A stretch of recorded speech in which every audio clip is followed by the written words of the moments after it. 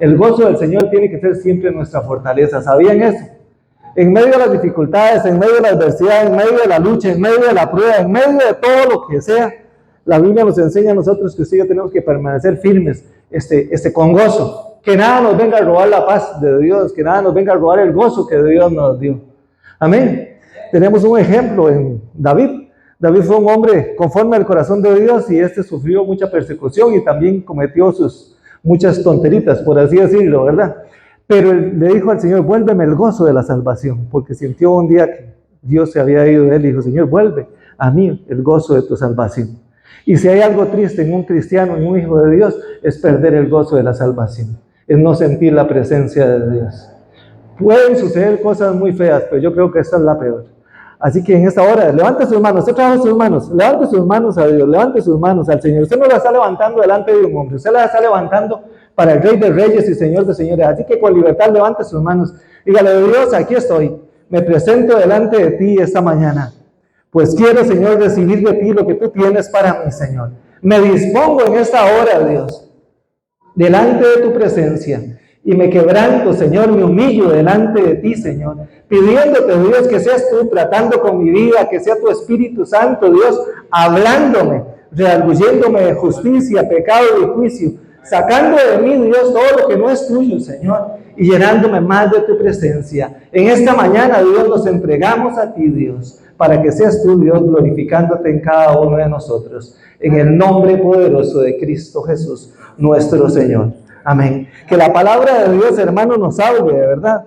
Lo importante, hermanos, de congregarnos, es muy bueno. La Biblia nos dice que bueno y que es bueno habitar los hermanos juntos en armonía. Que es un lugar, cuando los hermanos habitan juntos en armonía, es donde Dios envía bendición y vida eterna. Amén. Eso nos dice la Biblia. Y es muy bueno, pero es bueno también recibir de Dios, estar dispuestos a recibir, estar en la presencia de Dios y decirle, Señor, recibo lo que tú tienes para mí, yo quiero más de ti, yo quiero conocer más de tu palabra, quiero que tu presencia, el Espíritu de Dios, entre en nuestras vidas y saque de nosotros, nos limpie. Él vive en nosotros, pero que sea el que nos limpie, darle la autoridad de que nos limpie con todo, de todo lo malo, ¿verdad? Porque hay cosas que pues día a día nosotros tienen que ir cambiando. Nosotros tenemos que ir mejorando día con día. Si yo estamos acá en un proceso, en una carrera, hermanos, y la idea es ir mejorando, ir avanzando hacia la meta. Amén. El tema que traigo para compartir con ustedes es lo que nos hace diferentes a nosotros, los hijos de Dios, del resto de la creación. Y el resto de la creación me refiero a las personas, a las otras personas que no tienen a Cristo. Hay alguien que nos hace a usted y a mí diferentes. Amén. Amén. Y vemos, les voy a contar una historia, dice, esta historia está en la Biblia, y lo pueden buscar ustedes para que vean, es precioso, pero dice que en los tiempos de guerra de Israel y Siria, solo un hombre marcó la diferencia entre el pueblo de Israel. Solo un hombre fue el que se paró y creyó al Dios que lo había llamado.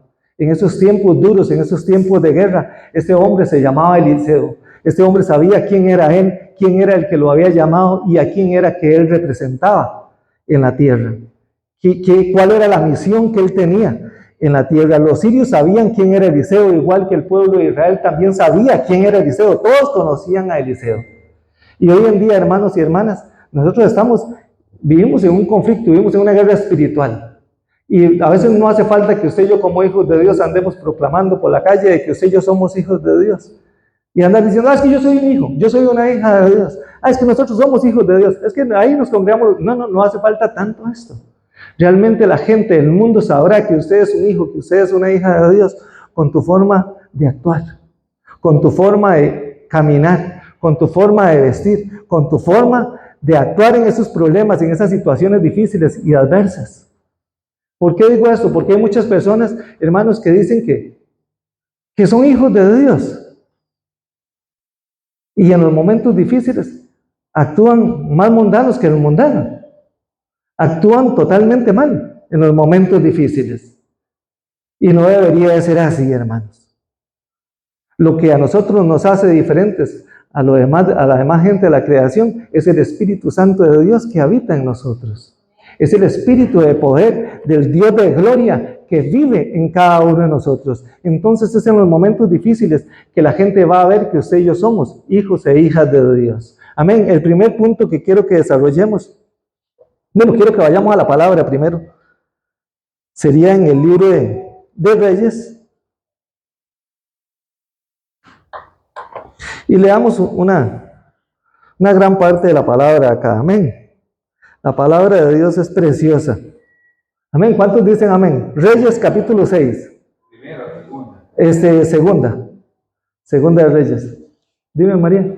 No, bueno. Segunda de Reyes capítulo 6, versículo 8. Versículo 8.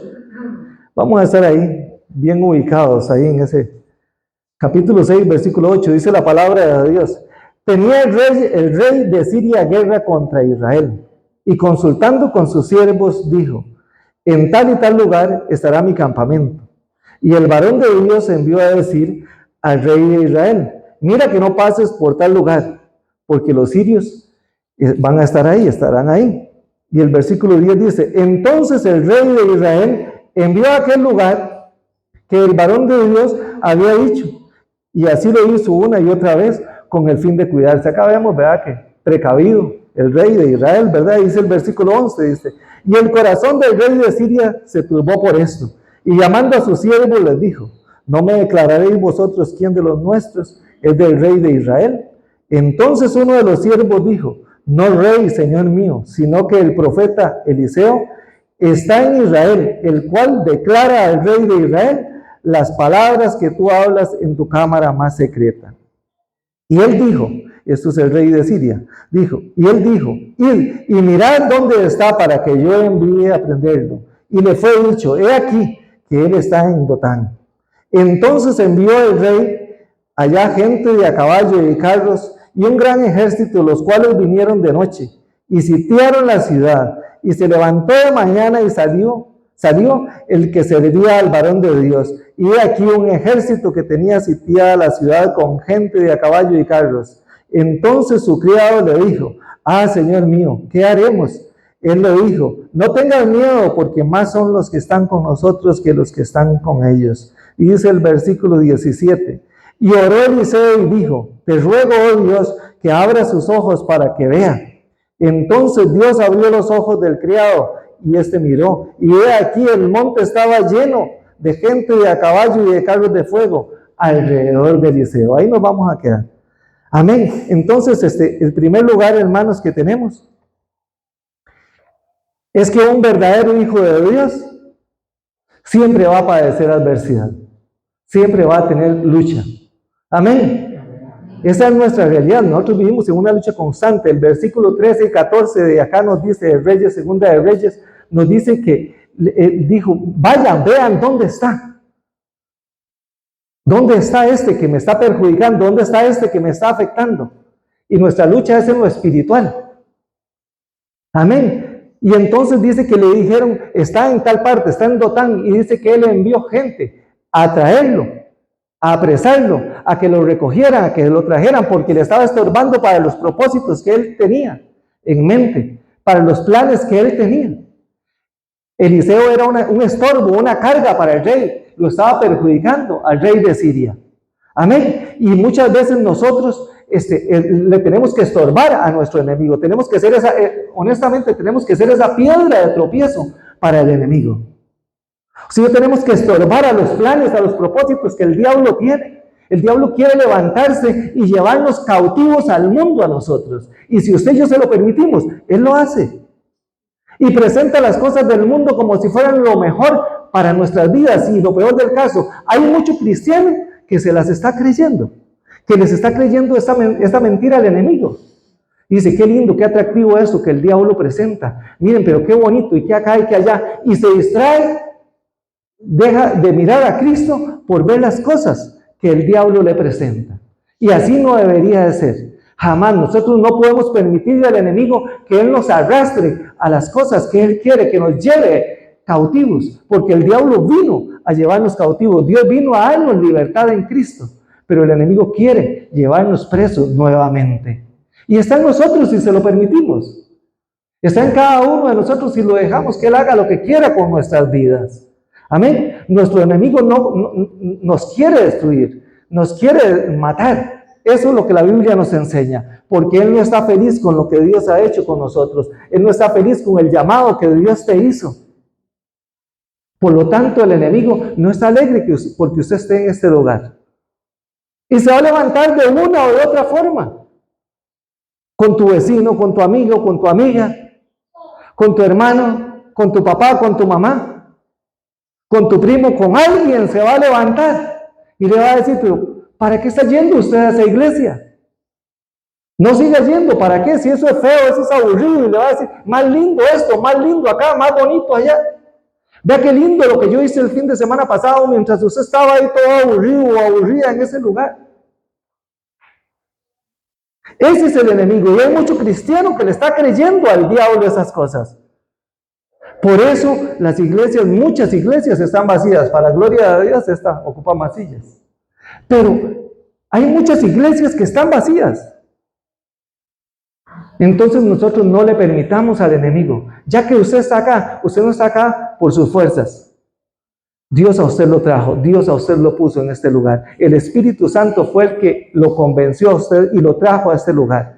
Permítale al Señor que siga haciendo esa obra maravillosa en tu vida y que sea Él el que se siga glorificando en tu vida, y dejemos de escuchar los dardos que manda el enemigo, esas voces negativas que el enemigo muchas veces llega a susurrarnos a nuestra oreja. Amén. Jesús nos dijo que el mundo nos aborrecería, ¿se acuerdan? Jesús nos habló de eso, y el mundo los aborrecerá. ¿Por qué? Porque usted y yo no somos de este mundo. ¿Sabían eso? Y Jesús nos advirtió, Jesús nos dijo, el mundo los aborrecerá, en el mundo tendréis aflicción.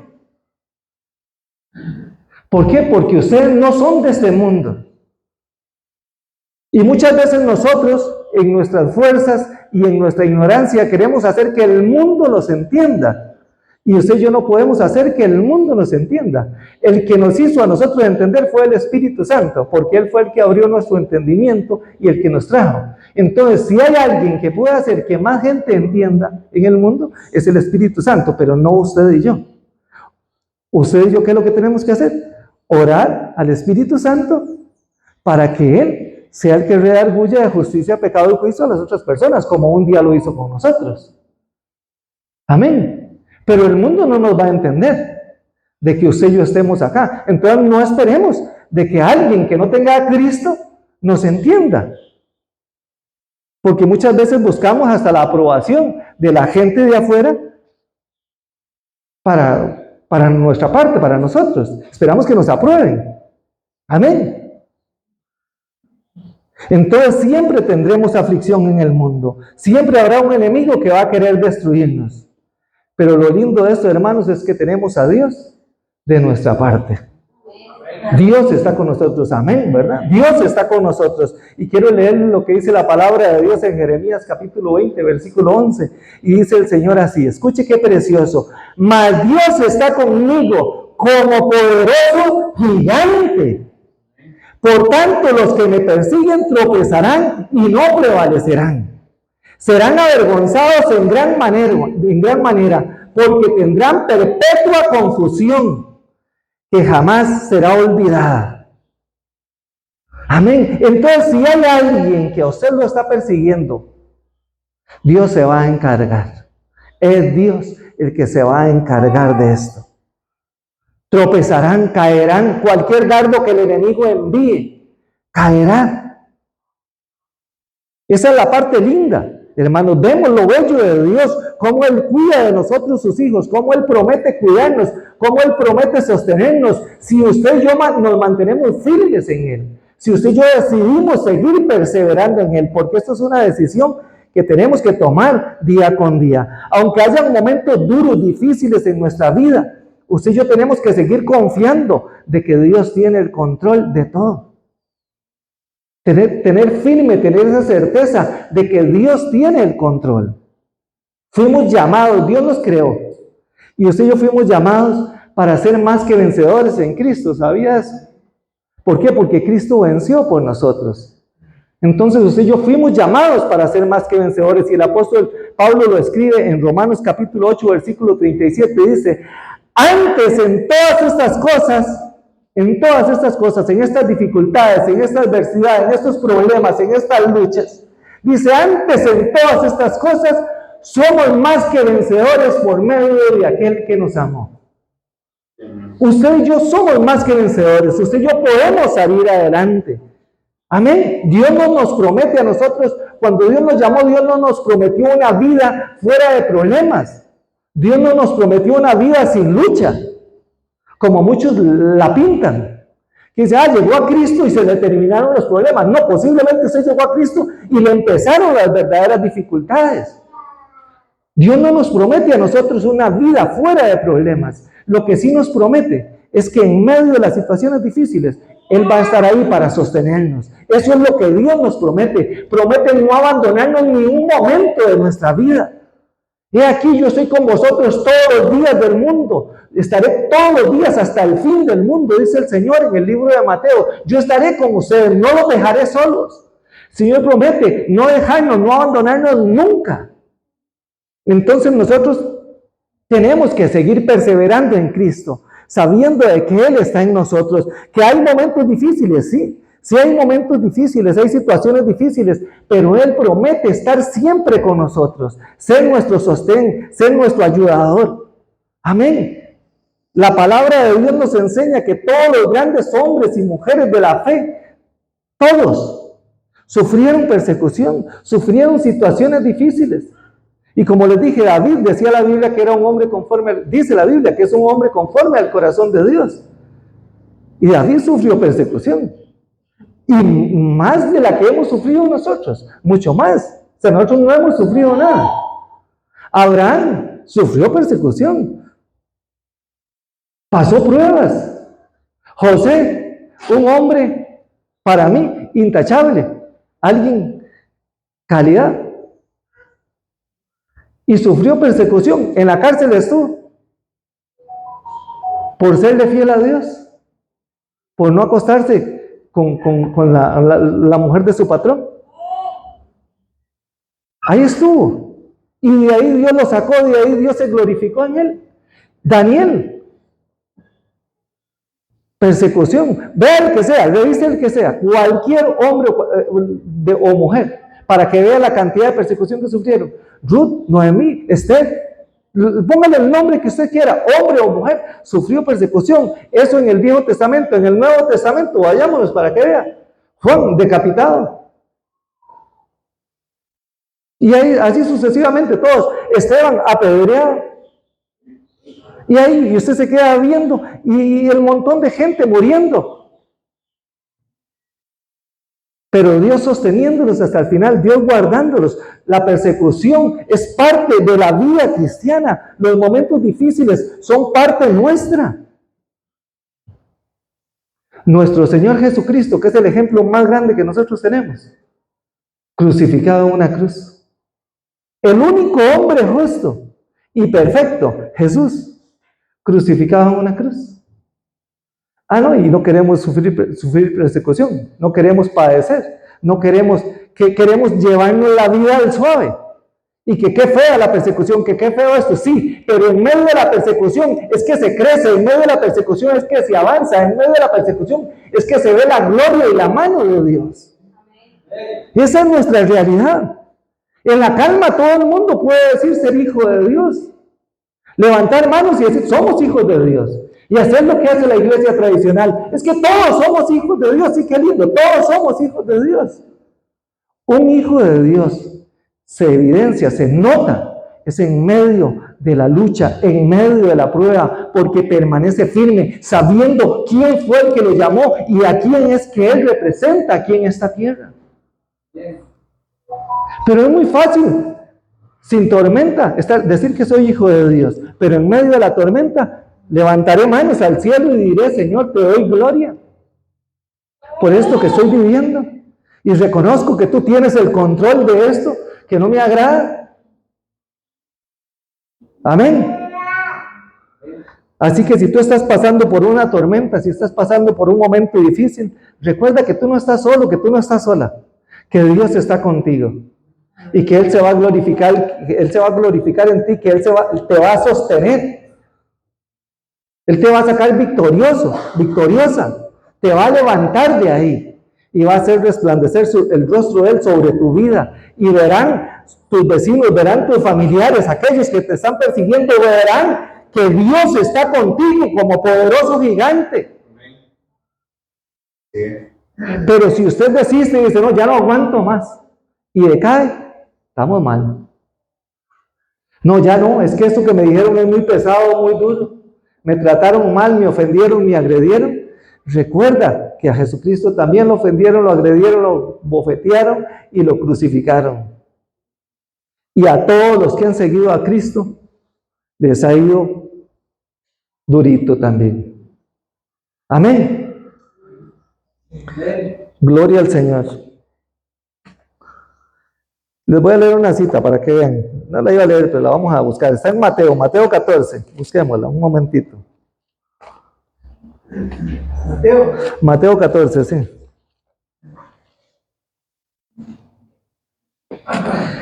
Mateo 14 dice la palabra del Señor en el versículo 25.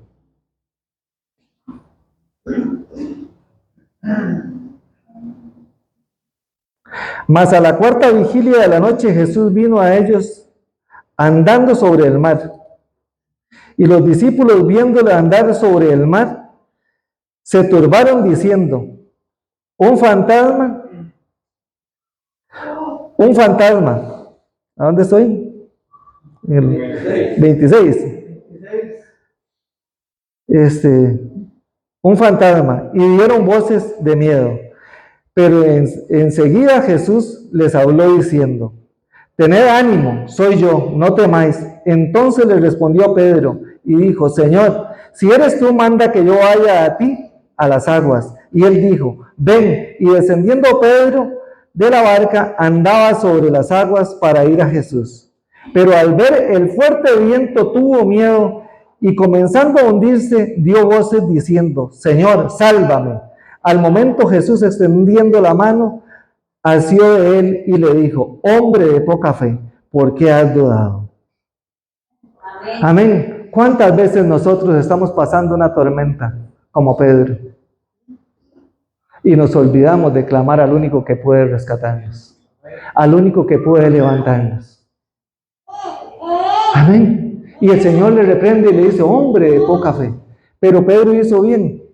Clamó al que tenía que clamar. Sabía que Jesús no lo iba a dejar.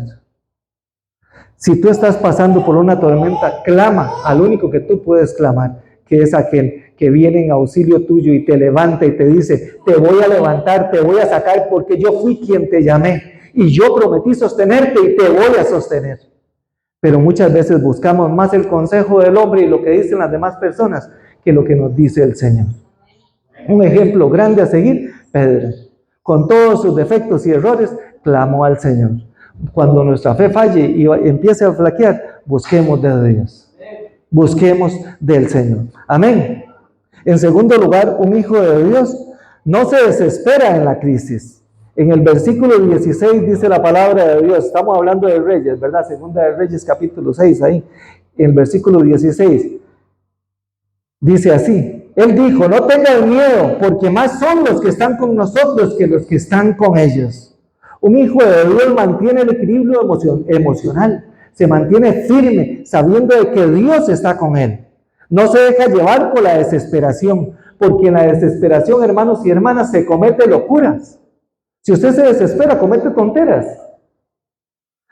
Y eso es lo que el enemigo quiere sacarnos de nuestra cordura, de lo que usted y yo estamos, para meternos en la locura y así tomar ventaja sobre nosotros y arrastrarnos a donde Él quiere arrastrarnos. Quiere separarnos de nuestro Señor. Amén. Un hijo de Dios anima a otros en medio de las dificultades, en medio de los problemas. Tiene esa capacidad de mantener el equilibrio y animar más bien a cualquier otro que esté en dificultades con él. Eliseo lo hizo con su criado. Y le dijo, anímate, le dice. Más son los que están con nosotros que los que están con ellos. Eliseo lo animó en medio de la situación, aunque el criado no estuviera viendo nada, Eliseo sí estaba viendo. Y le dice, anímate, anímate porque más son los que están con nosotros. Porque el Hijo de Dios sabe que siempre va a tener un ejército superior a su disposición a favor de él. Amén, esa es nuestra realidad. Siempre vamos a tener a Dios, que es el vencedor de nuestra parte. El enemigo ya está derrotado y Dios está de nuestro lado. Entonces un hijo de Dios siempre va a estar consciente de esta realidad, de que no está solo, de que Dios está con él. El tercer punto que vamos a tratar, hermanos, es que un hijo de Dios siempre ve con los ojos de la fe. Amén. ¿Y qué es la fe? Lo vimos el otro día, la certeza de lo que la certeza de lo que se espera, la convicción de lo que nosotros no estamos mirando, de lo que no estamos viendo. Eso es la fe. Algo que nosotros no estamos mirando, pero lo creemos con fe. El otro día decía, ¿quién ha visto a Cristo? Nadie ha visto a Cristo, ¿verdad? Nadie. Pero lo sentimos. ¿Por qué? Porque vive en nosotros y lo tenemos por certeza de que Él es real, de que Él está en nosotros, de que Él es vivo y está en cada uno de nosotros. Amén. Y eso es algo, nuestra fe en Jesucristo es algo que nos hace a nosotros diferentes a las demás personas que no tienen a Cristo como su Señor. Porque las personas que no tienen a Cristo como su Señor y Salvador necesitan de un altar, necesitan de una imagen para adorarla, para verla, para ver algo, para tocar algo. Una estatua que ellos mismos fabricaron, que ellos mismos hicieron con sus manos, necesitan acercársela y tocarla. Pero usted y yo no hacemos eso, porque sabemos que Él es real, que Él vive en nosotros, y no necesitamos esto. Porque Jesucristo es suficiente en nuestra vida. Y aunque a muchos les parezca locura, les parece locura. Un día una señora nos dijo, pero ¿cómo hacen ustedes si las iglesias de ustedes están vacías? Y digo, bueno, para empezar, la iglesia del templo somos nosotros, para empezar. Lo que está vacío es el cajón, pero nosotros estamos llenos, porque estamos llenos del Espíritu Santo. Pero la iglesia sí está vacía, el cajón ese que usted dice iglesia, ese sí está vacío. Y me dice, sí, pero ¿cómo hacen ustedes para llegar a ese lugar y no hincarse frente a nada? Y le digo, se equivoca, nos hincamos delante del Rey de Reyes y Señor de Señores. Es delante de Él que nosotros nos hincamos. Sí, pero es que nosotros, me dice, o sea, tratando de meterme lo de ella. Y nos dijo hasta el día de mí, nos dice, es que nosotros necesitamos una imagen. Me dice, algo que ver, algo que tocar. Y le digo, yo también lo necesité un tiempo, ahora no lo necesito, porque entendí que Dios no está en esa imagen. Entendí que Dios no se agrada en eso. Porque ese no es Dios, ese no es mi Dios. Mi Dios es el creador del cielo y de la tierra. Y no lo podemos encerrar, hermanos, en algo tan pequeño. Entonces el mundo no te va a entender en esto. El mundo no te va a comprender. Por eso es que hay que orar para que el Espíritu Santo, que fue el que nos convenció, sea el que les redarguya a ellos también. Amén. Les puede sonar a locura al mundo, pero usted y yo estamos viviendo una locura muy real, muy linda, ¿verdad? Que es nuestro Señor en cada uno de nosotros. Dice la palabra de Dios en el versículo 17, dice así, ahí mismo, estamos en Reyes, ¿verdad? Y oró Eliseo y dijo, te ruego, oh Dios, que abra sus ojos.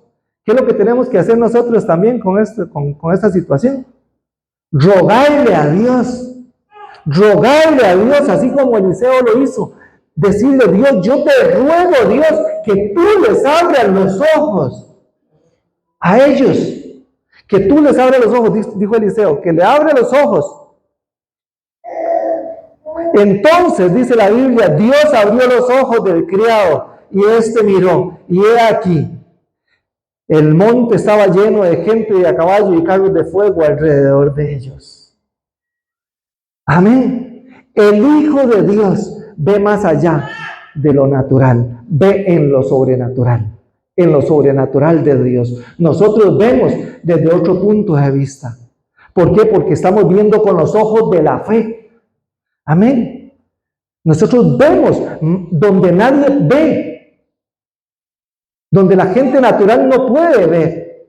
Eliseo estaba mirando, su criado no estaba viendo, y Eliseo le dice: Dios, abre los ojos para que este no se asuste tanto y no tenga tanto miedo y pueda ver como yo estoy viendo tu gloria, como yo estoy viendo, Dios, cómo tú me sostienes. Ábrele los ojos.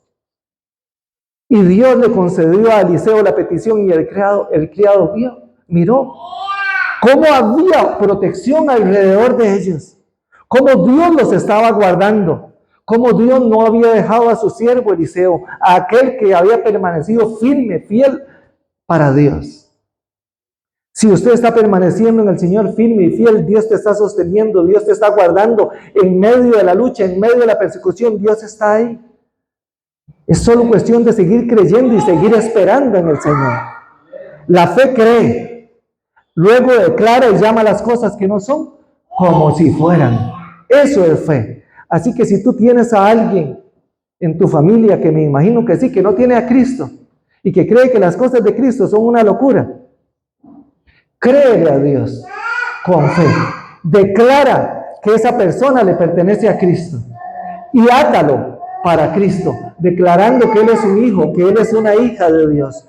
Declara salvación sobre su vida, pidiéndole al Espíritu Santo que le abra sus ojos espirituales. No se la coja a usted personal, pídale al que pueda hacer esa obra, que la haga en esa persona. Así como lo hizo Eliseo. Eliseo no lo hizo por él, le clamó a Dios. Igual tenemos que hacer nosotros. Amén. Porque un día Jesús nos vio a nosotros acá. Él nos vio a nosotros, Él tuvo fe en nosotros y nos vio adorándole en este lugar, nos vio exaltándole en este lugar. Él es el ejemplo de fe grande que tenemos. Nos miró a nosotros, que no éramos nada, y entregó su vida por lo que el mundo había desechado. Y acá estamos, adorando y exaltando su nombre. Amén. Jesucristo murió en esa cruz para darnos a nosotros la victoria, para hacernos más que vencedores en Él.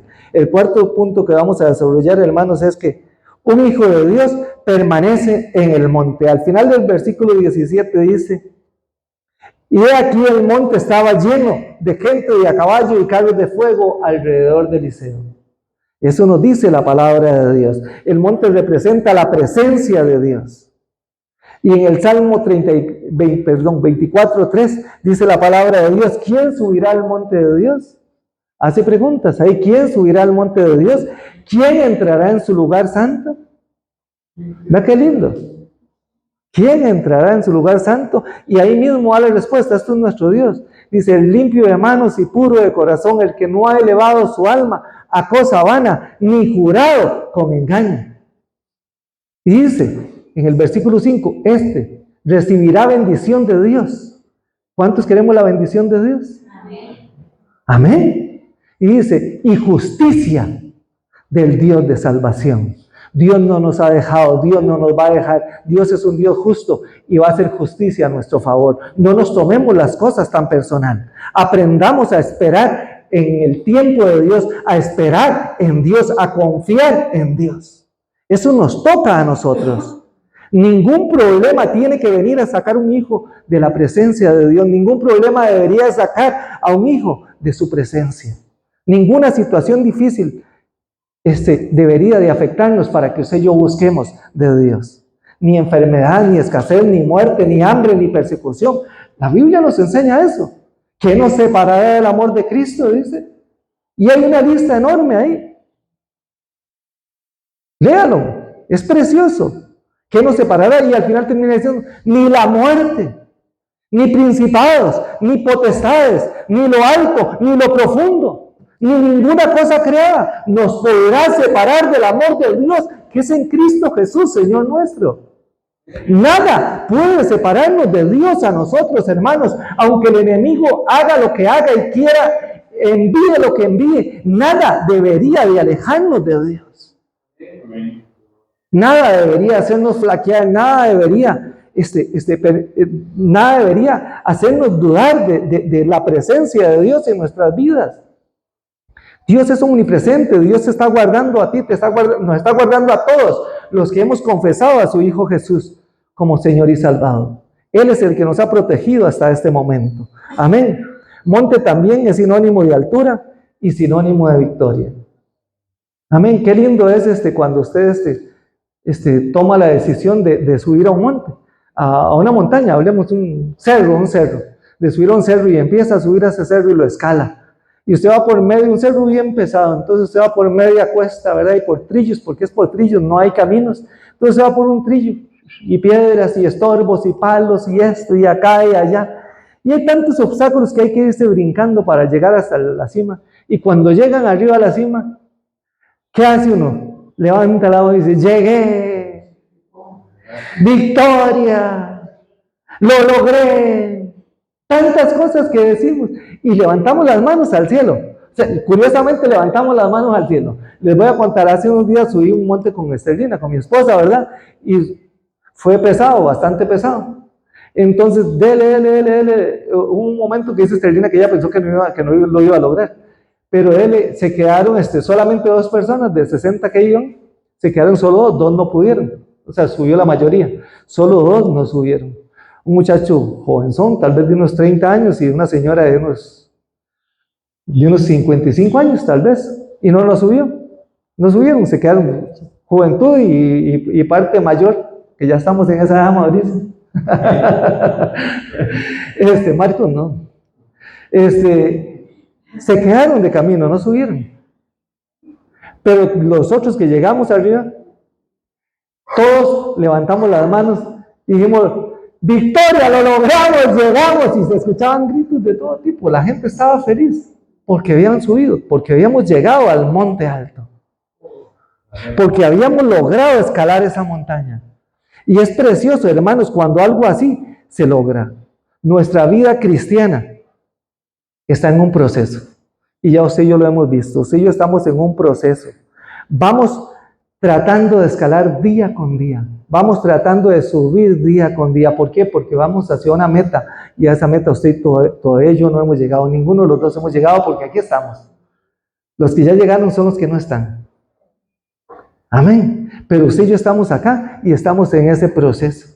Vamos hacia esa meta. Entonces tenemos que seguir esforzándonos día a día en subir, en escalar, en avanzar hacia la meta que es Cristo. Mientras estemos con vida, tenemos que esforzarnos en agradar a Dios. Y cuando usted y yo agrademos a Dios, nada que el enemigo, ningún obstáculo que el enemigo ponga, nos va a detener para que usted y yo avancemos hacia la meta. Por más grande que sea ese obstáculo, no va a ser suficiente para detenernos, si usted y yo tenemos puesta la vista en Cristo. Amén. Quinto y último punto que tenemos para hoy es que un hijo de Dios perdona a quien le ofende. Y quiero que vayamos a la palabra de Dios, ahí mismo donde estamos en Reyes, para que vean qué precioso este ejemplo. Versículo 18 dice la palabra de Dios. Sí. Segunda de Reyes, capítulo 6:18, dice la palabra de Dios ahí. Y luego que los sirios descendieron a él, oró Eliseo a Dios y dijo, te ruego que hieras con ceguera a esta gente. Y los hirió con ceguera conforme a la petición de Eliseo. Primero vemos que Eliseo le pide a Dios que le quite que le dé la vista al otro para que el otro pueda ver, ¿verdad? Su criado, y ahora que a eso los hiera con ceguera, ¿verdad? Qué lindo es el Señor, ¿verdad? Cómo Dios respalda a sus hijos. Y dice el versículo 19, después les dijo Eliseo, no es este el camino, ni es esta la ciudad. Seguidme y yo guiaré al hombre que buscáis, y lo guió a Samaria. Y cuando llegaron a Samaria, dijo Eliseo, Dios, abre los ojos de estos para que vean. Y Dios abrió los ojos, y miraron, y se hallaban en medio de Samaria. Cuando el rey de Israel los hubo visto, dijo a Eliseo, ¿los mataré, padre mío? Él le respondió, no los mates, ¿matarías tú a los que tomaste cautivos con tu espada y con tu arco? Pon delante de ellos pan, agua para que coman y beban y vuelvan a sus señores. Entonces se les preparó una gran comida, y cuando habían comido y bebido, los envió, y ellos volvieron a sus señores. Y nunca más vinieron bandas armadas de Siria a la tierra de Israel. Nunca más, dice la Biblia. Un hijo de Dios, hermano y hermana, entiende quién es el que está guardándolo, de quién es la venganza, quién es el que lo está protegiendo y a quién hay que dejarle la venganza. Bien pudo haberlos matado y haberle dicho al rey de Israel, sí, elimínelos, ya los tenemos acá. Pero ¿qué hizo? Puso banquete delante de ellos. ¿Estaríamos nosotros dispuestos a poner banquete delante de nuestros perseguidores, delante de los que nos ultrajan, delante de los que nos hablan mal de nosotros, nos ofenden y agreden? Pues veamos lo que nos dice el Nuevo Testamento en Romanos. Romanos capítulo 12, versículo 19, dice la palabra de Dios. No os venguéis vosotros mismos, amados, sino dejad lugar a la ira de Dios, porque escrito está, mía es la venganza, yo pagaré, dice el Señor. Romanos capítulo 12, versículo 19 y versículo 20 dice así. Así que si tu enemigo tuviere hambre, dele de comer, si tuviere sed, dale de beber. Haciendo esto, ascuas de fuego amontonarás sobre su cabeza. ¿Estaremos dispuestos nosotros a hacer esto con nuestros adversarios? Y dice el versículo 21, no seáis vencidos de lo malo, sino vence con el bien el mal. Así como Eliseo lo hizo, y lo estamos viendo en Segunda de Reyes, Dios nos manda a hacer a nosotros exactamente lo mismo con los que nos persiguen, con los que nos ultrajan, con los que hablan mal de nosotros, a bendecirlos, a orar por ellos y a ver si podemos ayudar en algo también, porque de Dios es la venganza. Amén.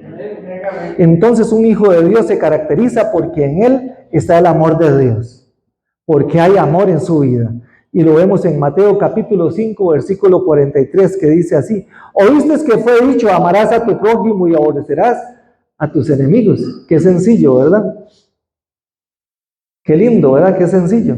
Amar al que nos ama y aborrecer al que nos odia. Pero dice Jesús, dice así: pero yo digo, amad a vuestros enemigos, bendecid a los que os maldicen, haced bien a los que os aborrecen, y orad por los que os ultrajan y os persiguen. Oiga, qué lindo. Amén. Ven qué seria es la palabra de Dios. Y todo esto, ¿para qué? Dice el versículo 45. Para que seáis hijos de vuestro Padre que está en los cielos, y hace salir sobre su sol sobre malos y buenos, y hace llover sobre justos e injustos. Ese es nuestro Dios. Si tú te llamas hijo e hija de Dios, recuerda que nosotros no estamos aquí para tomar esta guerra que tenemos personal. Esto es en lo espiritual. Hermanos, y tenemos que amar a aquellos enemigos, a aquellos que nos persiguen, a aquellos que nos ultrajan, a aquellos que hablan mal de nosotros, y dejarle lugar a la venganza de Dios. Él pagará. Él será el que se encargará de cualquier dificultad tuya. No sé por qué estés pasando, qué situación estés viviendo, pero no te tomes esto personal. Si usted está en este lugar es porque Dios permitió que tú vinieras a este lugar y escucharas esta palabra. Permítele a Dios que sea Él el que pelee por ti esa lucha que tú estás teniendo. Amén. Los hijos de Dios no nos tomamos nada personal. Le tenemos que dar lugar al Señor. Amén. Póngase sobre sus pies. Quiero leerle la conclusión. Y dice lo que les escribió a ustedes, esta palabra que escribí. Dice que Dios nos llama a cambiar nuestra vida, nuestra forma de ver las cosas. Nos llama a actuar y a crecer en fe, a buscar más de su presencia. Y Dios quiere hijos que le amen y que caminen en obediencia en su palabra. Eliseo no fue una persona ni muy especial ni más diferente que nosotros. Él también tenía situaciones difíciles, problemas que resolver como hoy usted y yo también los tenemos. Lo diferente de Eliseo a muchos de hoy en día, a muchos cristianos, es que Eliseo sí sabía quién lo había llamado, cuál era el propósito para el cual él estaba en esta tierra. La pregunta es hoy para nosotros: ¿sabemos quién nos llamó? ¿Sabemos para qué estamos en esta tierra? ¿Lo sabemos nosotros? Si bien lo sabemos, hermanos, sigamos hacia adelante buscando de Dios. Y si tú no lo sabes, humíllate delante de aquel que te puede restaurar. No nos tomemos las cosas personales y démosle lugar a la ira de Dios. El Señor nos ha llamado a nosotros a agradarle a Él, no a agradarnos a nosotros mismos. Así que este es el día que Dios hizo para que usted y yo nos entreguemos delante de Él. Vamos a orar al Padre. Bendito Dios y amado Dios, gracias te damos, Dios, por este día, Dios.